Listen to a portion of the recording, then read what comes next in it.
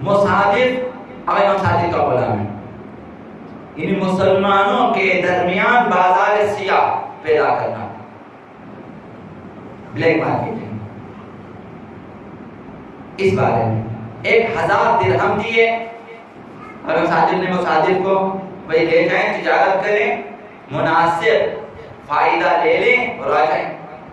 بعد دوسرے تاجروں کے ساتھ مصادف چلے گئے، اب مصر کی طرف جہاں روانہ ہوئے، انہیں خبر ملی کہ فلاں شہر میں یا اسی مصر میں یہ جو جنس آپ لے کے جا رہے ہیں بہت زیادہ اس کی مانگ ہے، تو لہذا آپ جس قدر فائدہ لینا چاہے لے سکتے ہیں۔ انہوں نے اجتماع کیا، میٹنگ کیا کہ ہم اس کو 100% فائدے پہ بیچیں گے، یعنی 1 روپے پہ 1 روپے کھائیں گے،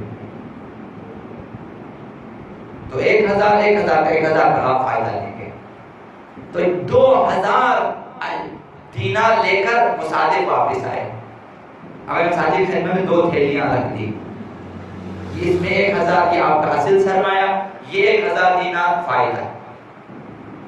تو امام نے فرمایا اتنا برابر فائدہ کیسے لیا تم نے 1000 کے 1000؟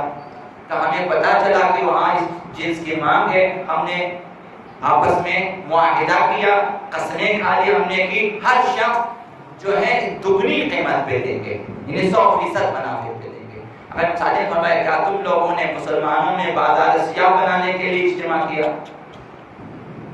بازار سیاہ بنانا چاہتے تھے۔ یہ 1000 دینار میرا اپنا ہے، یہ میں لے لیتا ہوں، باقی 1000 تو جانے، تمہارا کام جانے، میں اس میں مداخلت نہیں کرتا ہوں۔ تو وہاں امام صادق نے فرمایا مصادف مجادلۃ السیوف اہون من طلب الحلال، اے مصادف تن بتن جنگ میں تلوار چلانا آسان ہے، رزق حلال کمانا مشکل ہے۔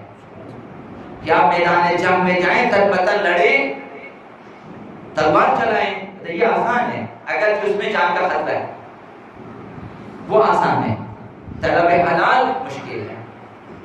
یہ سیرت امام صادق ہے۔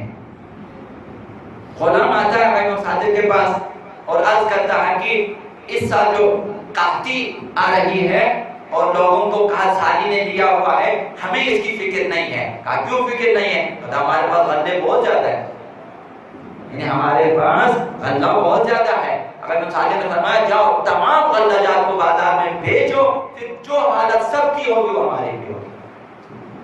سیرت ایمہ یہ ہے، یعنی ذخیرہ اندوزی اچھی بات نہیں ہے۔